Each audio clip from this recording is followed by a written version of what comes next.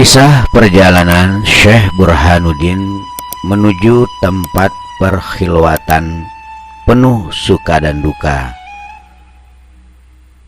Untuk menambah ilmu dan keyakinan dan menambah kekuatan imannya, berbagai rintangan, halangan harus dihadapi oleh Syekh Burhanuddin seorang diri di tengah hutan belantara raya yang banyak hewan buasnya, belum lagi gangguan dari bangsa jin.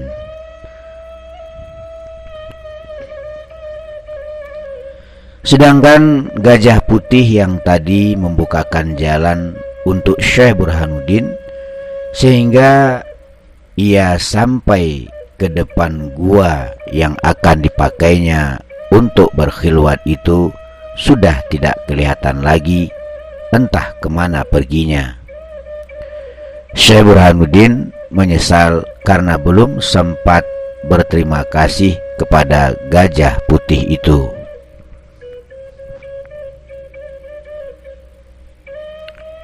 Setelah Syekh Burhanuddin beristirahat sejenak untuk melepaskan lelah, maka Syekh Burhanuddin mulai mendekati gua batu itu, di mana gua batu itu terletak di antara batu-batu yang besar yang terjal dan jurangnya sangatlah dalam.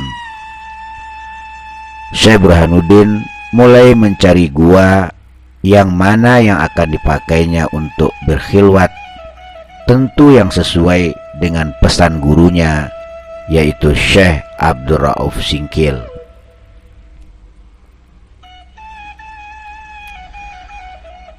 Sebelum senja datang, Syekh Burhanuddin dengan takdir Allah Subhanahu wa Ta'ala melihat tanda-tanda di mana dia akan berkhilwat untuk mendekatkan diri kepada Allah Subhanahu wa Ta'ala. Setelah dilayangkan pandangan yang jauh dan ditukikkan pandangan yang dekat, tidak beberapa jauh dari tempat ia berdiri, kelihatanlah oleh Syekh Burhanuddin seekor elang yang berputar-putar terbang keluar masuk sebuah gua batu yang berada di tengah-tengah gunung batu itu. Akhirnya bertemulah Syekh Burhanuddin dengan gua batu yang dicarinya. Di pintu gua itu terlihat ada sebatang pohon puding jantan yang berdiri dengan gagahnya, laksana pengawal di depan pintu itu. Daunnya merah tidak berbintik, menyilaukan mata orang yang melihatnya, dan tidak beberapa langkah dari pintu gua itu ada sebuah sungai kecil yang airnya mengalir dengan jernihnya bagaikan kaca kristal yang bening.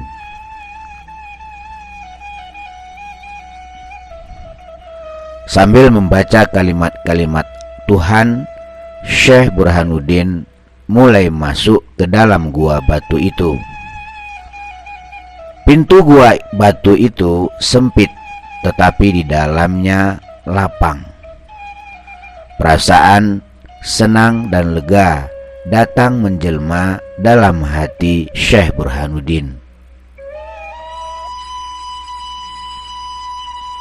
Sesudah dipandang sehabis pandang, serta diiringi tawakal penuh kepada Allah Subhanahu wa Ta'ala, Syekh Burhanuddin terus melangkah masuk ke dalam gua batu itu dengan tidak ada halangan apapun.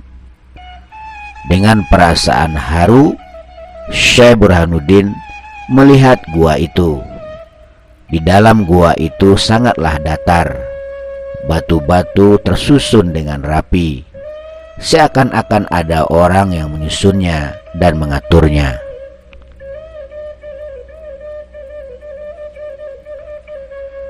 Beberapa langkah kemudian membelok ke arah kanan. Dengan tiba-tiba Syekh Burhanuddin melihat lapangan yang agak luas di dalam gua batu itu. Sinar cahaya yang agak remang-remang yang menerangi gua batu itu. Entah dari mana asal cahaya itu. Syekh Burhanuddin pun tak mengerti dari mana asal cahaya itu. Padahal gua batu itu berada di tengah-tengah gunung batu yang menjulang tinggi. Dan pada waktu itu hari pun sudah mulai malam.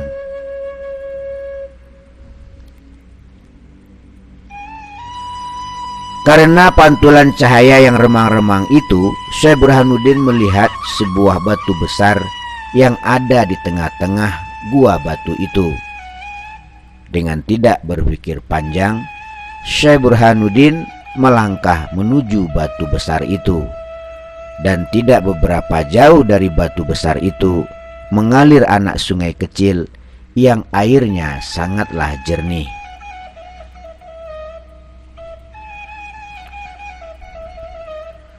Bunyi dalam gua itu bermacam-macam yang didengar oleh Syekh Burhanuddin. Ada yang bernada sedih merintih, dan ada juga bunyi orang yang berlarian ke sana kemari. Ada juga bunyi anak-anak kecil yang menangis meminta air susu kepada ibunya. Dan ada kalanya suara gemuruh yang sangat dahsyat menegakkan bulu roma. Dan di tempat yang seperti itulah Syekh Burhanuddin berkhilwat untuk mendekatkan diri kepada Allah Subhanahu wa Ta'ala, untuk menambah ilmu dan keyakinan yang penuh kepada Allah Subhanahu wa Ta'ala.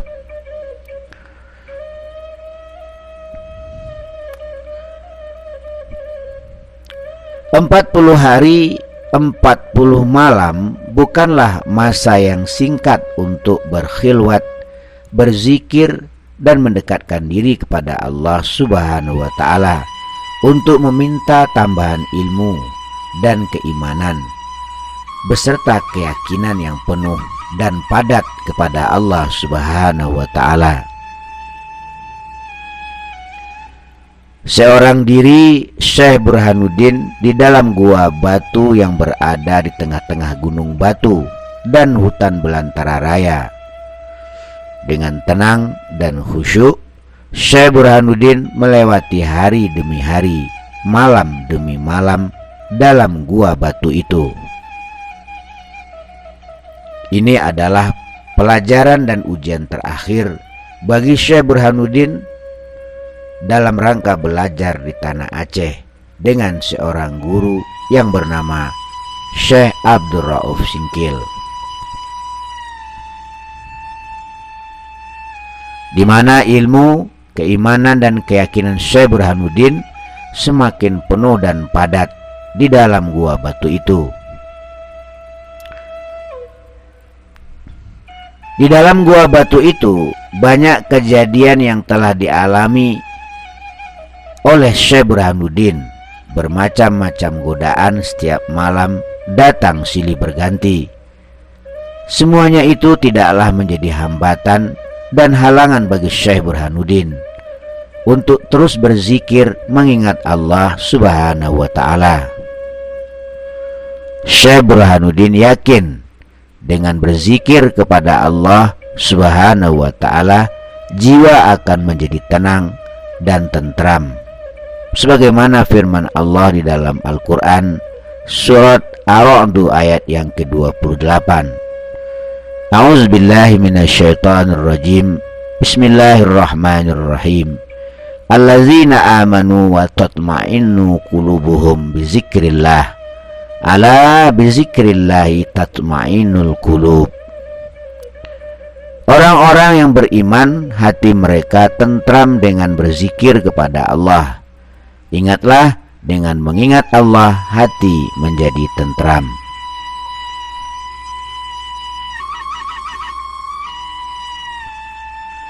Amalan Syekh Burhanuddin dalam gua itu selama 40 hari 40 malam adalah berzikir mengingat Allah Subhanahu wa Ta'ala dan berharap kepada Allah Subhanahu wa Ta'ala limpahan rahmatnya, karunia-Nya, dan keridhaan Allah Subhanahu wa Ta'ala. Dengan perasaan tenang, Syekh Burhanuddin tidak merasa takut dan cemas. Ujian yang terakhir bagi Syekh Burhanuddin untuk mendapatkan ilmu yakin serta keyakinan yang bulat dan padat di dalam lubuk hatinya. Keyakinan yang tidak lekang oleh panas, tidak lapuk oleh hujan, yang berarti walaupun 1000 rintangan dan 1000 halangan yang menghadang Syekh Burhanuddin, imannya tetap di dalam hatinya.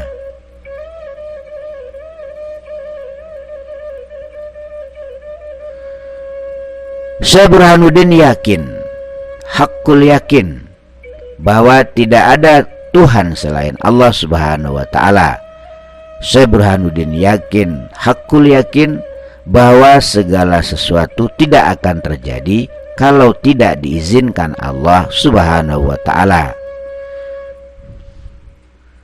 Ilmu dan keyakinan Syekh Burhanuddin telah memenuhi pikiran dan hatinya.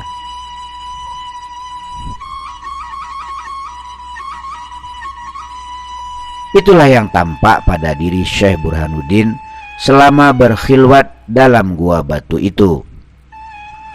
Selama 40 hari 40 malam, dari hari ke hari dilalui oleh Syekh Burhanuddin dengan sabar, ikhlas, dan dengan keyakinan penuh dan bulat.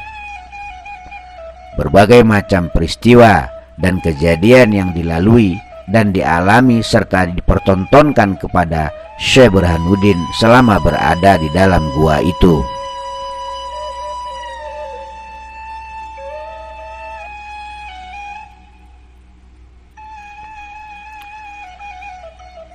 Maka cukuplah waktu yang ditentukan oleh gurunya untuk berkhilwat dalam gua batu itu. Setelah 40 hari 40 malam Syekh Burhanuddin di dalam gua batu itu, maka bersiaplah Syekh Burhanuddin untuk pulang ke tempat di mana beliau belajar di tanah Aceh, untuk menemui gurunya yang tercinta, yaitu Syekh Abdul Rauf Singkil.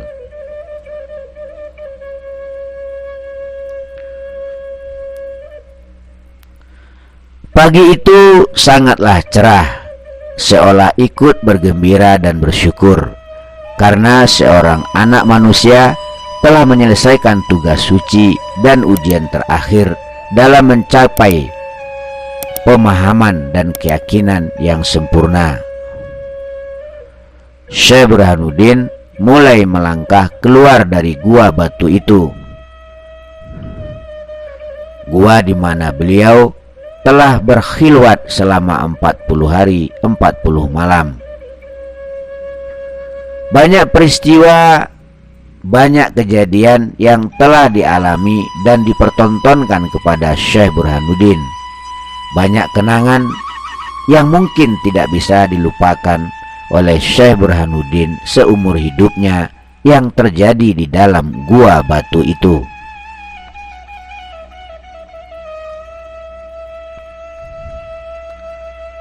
Setelah Syekh Burhanuddin sampai di luar gua itu, beliau memandangi gua batu itu. Ada perasaan senang karena sudah menyelesaikan ujian terakhir dalam menuntut ilmu. Tapi juga ada perasaan sedih karena banyak kenangan, banyak cerita, banyak kejadian yang beliau alami selama Syekh Burhanuddin berkhilwat di dalam gua batu itu.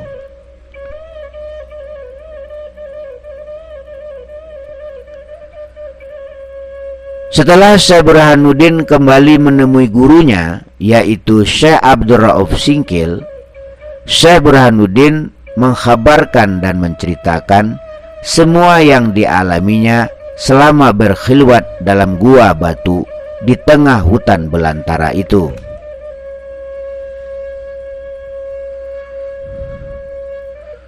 Syekh Abdul Rauf menyambut Syekh Burhanuddin dengan perasaan terharu.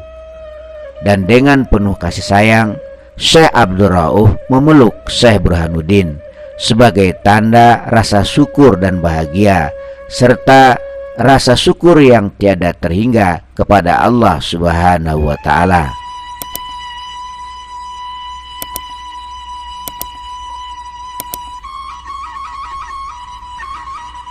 Beberapa hari setelah kepulangan Syekh Burhanuddin dari berkhilwat, pada suatu malam yang baik dihimpunlah oleh Syekh Abdul Rauf segala muridnya, dan begitu pula segala alim ulama yang ada di daerah itu untuk menghadiri satu acara doa bersama atas keselamatan Syekh Burhanuddin kembali dari perkhilwatannya.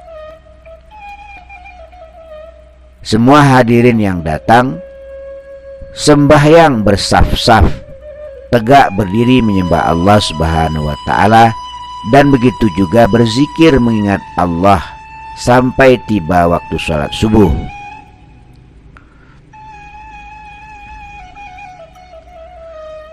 Untuk kita semua ketahui bahwa teman-teman Syekh Burhanuddin yang berempat telah dahulu pulang ke Ranah Minang. Mereka tidak mengetahui segala kejadian yang menimpa diri Syekh Burhanuddin.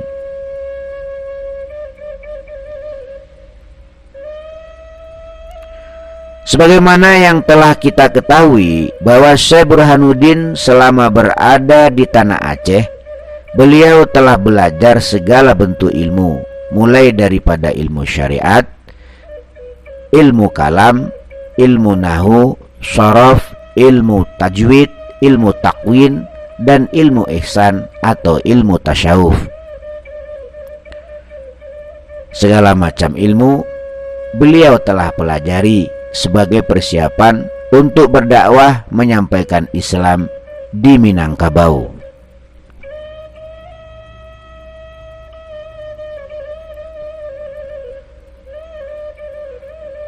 Syekh Abdul Rauf Singkil pada suatu hari berkata kepada Syekh Burhanuddin, "Wahai muridku Burhanuddin, inilah saatnya engkau pulang ke kampung halamanmu, Minangkabau, di mana tempat kelahiranmu. Ayah dan ibumu telah sangat merindukanmu. Tetapi walaupun demikian, tugas utamamu janganlah kau lupakan, yaitu menyebarkan dan menyampaikan Islam kepada masyarakatmu, yaitu orang Minangkabau yang sampai sekarang masih beragama Buddha dan Hindu. Wahai Burhanuddin muridku, itulah tugas utamamu, tugas yang berat tapi mulia yang mesti engkau lakukan. Janganlah engkau putus asa, karena Allah sangat membenci kepada orang-orang yang berputus asa.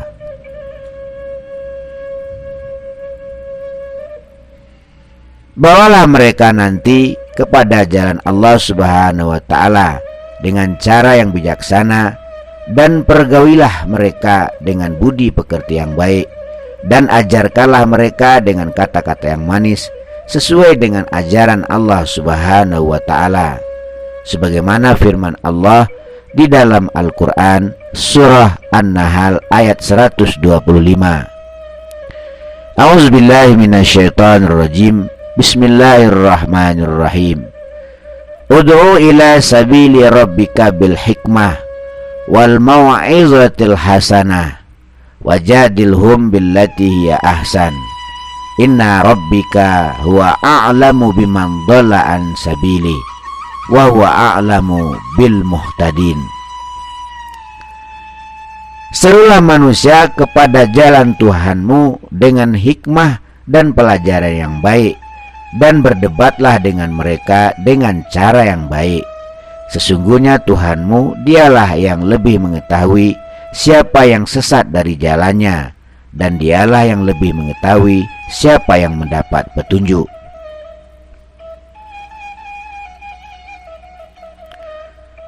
Wahai Burhanuddin muridku, itulah nasihat yang dapat kuberikan padamu dalam menghadapi masyarakatmu, yaitu masyarakat Minangkabau.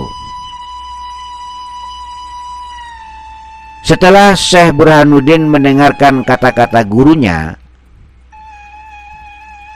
yang terakhir, maka menjawablah Syekh Burhanuddin dengan suara lunak dan sopan, "Tuan Guru yang hamba muliakan, tidaklah dapat hamba mengeluarkan kata-kata. Terasa berat rasanya hati ini untuk berpisah dengan Tuan Guru. Tidak pandai hamba menyusun kata-kata yang indah buat menyatakan terima kasih.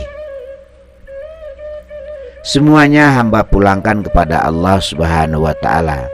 Dialah Allah Subhanahu wa ta'ala yang lebih mengetahui, dan dialah Allah Subhanahu wa ta'ala yang maha kuasa. Wahai Tuan Guru, setitik ilmu yang telah Tuan Guru ajarkan kepada hamba akan hamba jadikan lautan, dan segumpal tanah yang Tuan Guru berikan kepada hamba akan hamba jadikan bumi yang luas. Wahai Tuan Guru, kalau begitu, kata Tuan Guru, tidaklah kuasa hamba membantahnya lagi. Hamba akan menuruti segala apa yang Tuan Guru katakan, dan hamba akan melaksanakan dengan segala daya dan upaya.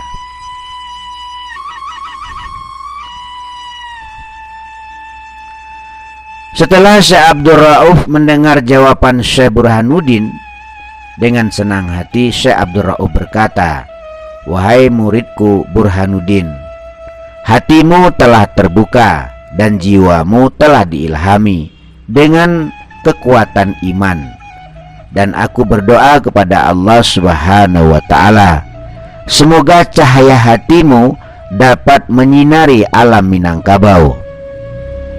Wahai muridku Burhanuddin, sekarang ini aku berhutang terhadap dirimu, dan sebelum engkau berangkat pulang ke tanah asalmu, aku harus melepaskan hutang itu terlebih dahulu.